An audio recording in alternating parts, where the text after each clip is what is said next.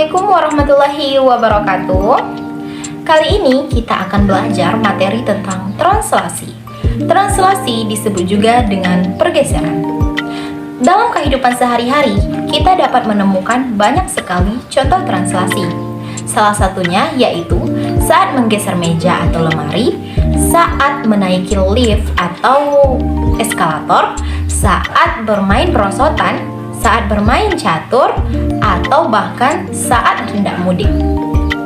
Sekarang, saya akan membawa teman-teman semua belajar lewat permainan yang telah ada sejak 6 Masehi.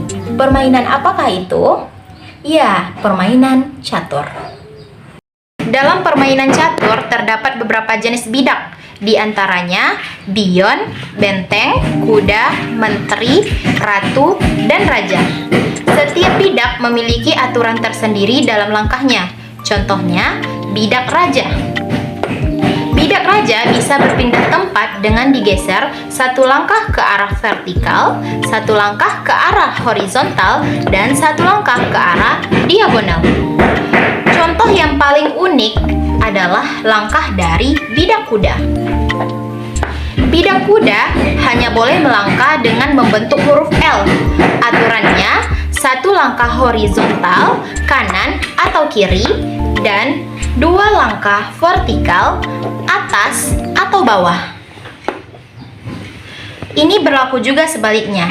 Jika posisi awal kuda seperti ini, maka kuda memiliki beberapa kemungkinan untuk langkah selanjutnya. Misalkan, kita ambil contoh yang pertama. Kuda melangkah satu langkah ke kanan dan dua langkah ke atas. Maka hasilnya, posisi kuda yang semula akan bergeser atau berpindah di kotak yang baru. Nah, jika kita anggap bidak kuda sebagai sebuah titik, maka posisi awal kuda tadi dapat kita katakan sebagai titik awal yang akan ditranslasi atau digeser, dan pergeserannya sejauh satu langkah ke kanan dan dua langkah ke atas.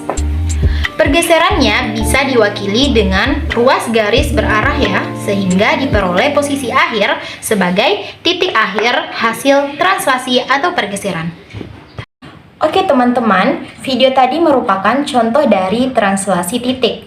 Selain titik, apalagi ya yang bisa kita translasikan? Kita juga bisa mentranslasikan bidang. Berikut video penjelasannya. Teman-teman, pernah nggak kalian mengalami mudik dengan barang bawaan yang begitu banyak?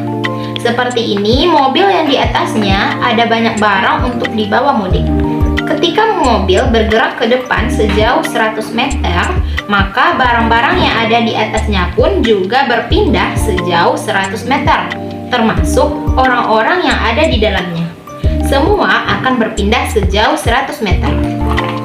Jika kita ilustrasikan mobil berbentuk persegi panjang, maka perpindahan ke depan sejauh 100 meter mengakibatkan semua titik yang mewakili tersebut juga berpindah sejauh 100 meter dengan arah yang sama pula, yaitu ke depan.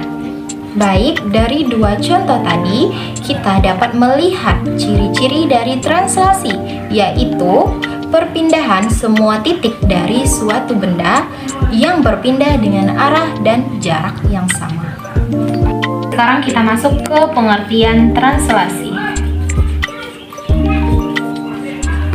Translasi merupakan suatu pergeseran.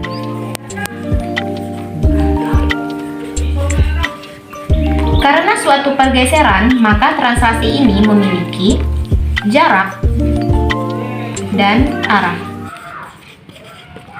Arahnya ini biasanya diwakili oleh ruas garis berarah. Contoh,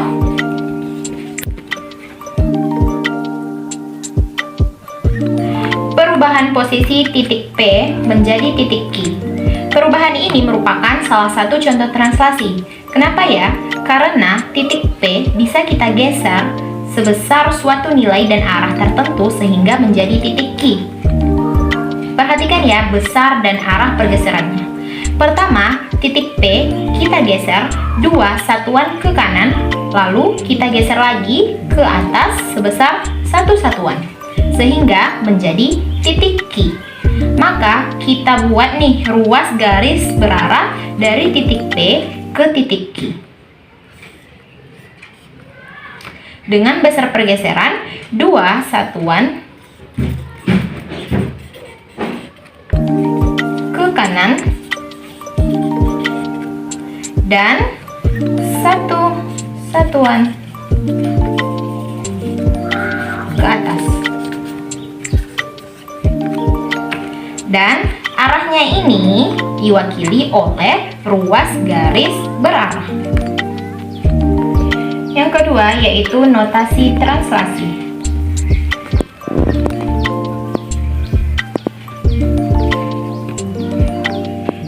Notasi translasi dapat dinyatakan dalam pasangan berurutan A, B. Maksudnya gimana tuh?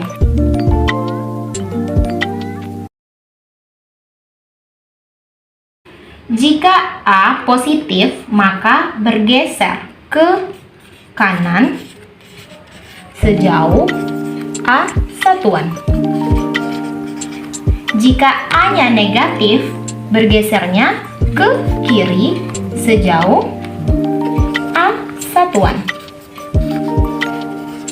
Dan jika B positif, bergeser ke atas sejauh B satuan. Dan jika B negatif, bergeser ke bawah sejauh B satuan.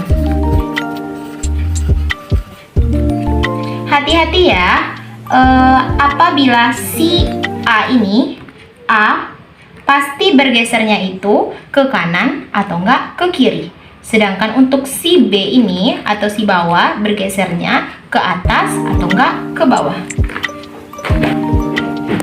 Yuk kita buat notasi translasi untuk contoh di awal tadi. Translasi yang menggerakkan titik P menjadi titik Q yaitu 2 satuan ke kanan dan 1 satuan ke atas. Kita tentukan notasi translasi yang mewakili ruas garis berarahnya ya. Perhatikan, titik P ini digeser 2 satuan ke kanan. Ayo, 2 itu nilainya A atau B? Lihat deh, 2 itu bergesernya kemana? Ke kanan kan? Berarti kalau digeser ke kanan, itu adalah komponen A. Nah, di sini karena digeser ke kanan 2 satuan, artinya nilainya A-nya positif 2. Lagi ya, sekarang bagian ini nih, geser 1 satuan ke atas. Kalau gesernya ke atas atau ke bawah, berarti itu komponen B kan? Tinggal kita lihat bernilai positif atau negatif. 1 satuan ke atas, artinya B-nya 1 bernilai positif. Jadi notasi translasinya yaitu 2, 1. Jika di sini terdapat koordinat, yang perlu kita ingat adalah X dan Y. X itu sebagai absis dan Y itu sebagai ordinat. Kita masuk ke rumus umum dari translasi. Jika diketahui titik P, X, Y, maka dan ditranslasikan sejauh A, B, maka hasil bayangannya atau P aksennya itu berapa?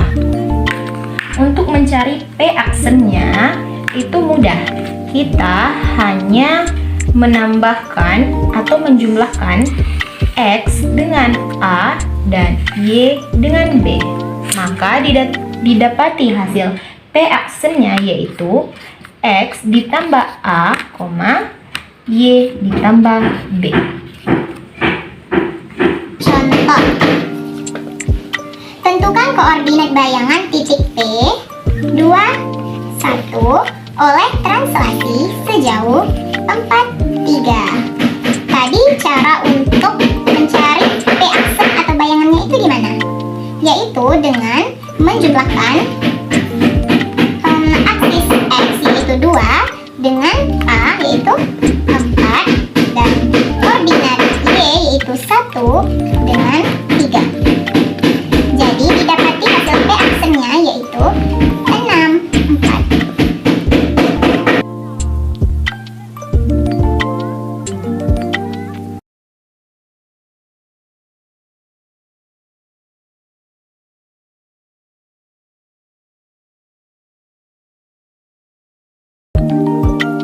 Yang pertama yaitu kita translasikan dulu kedua titiknya, yaitu titik P dan titik Q.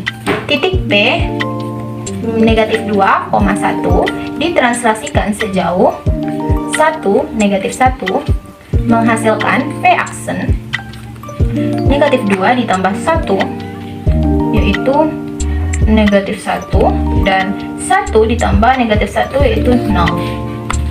Kemudian kita translasikan lagi titik Q, yaitu 3, negatif 1 ditranslasikan juga sejauh 1, negatif 1 menghasilkan Q aksen yaitu 3 ditambah negatif 1, 4, negatif 1 ditambah negatif 1 yaitu negatif 2. Langkah selanjutnya yaitu kita masukkan ke dalam bidang kartesius. Nah, tadi titik P itu negatif 2,1. Jadi letaknya di sini ya. Ada titik P dan titik Q tadi 3, negatif 1. 3 negatif 1. Berarti di sini. Ini adalah titik Q. Kemudian kita juga perlu memasukkan hasil translasinya yaitu P aksen tadi min 1,0. Negatif 1,0 berarti di sini. Ini adalah P aksen. Dan untuk Q aksennya tadi 4, negatif 2. 4, negatif 2 berarti Q aksennya di sini. Kemudian kita hanya perlu menghubungkan kedua garis tersebut.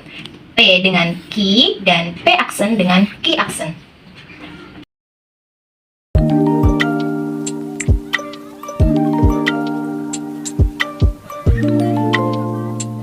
Contoh. Contohnya, kita lihat dalam sebuah gambar.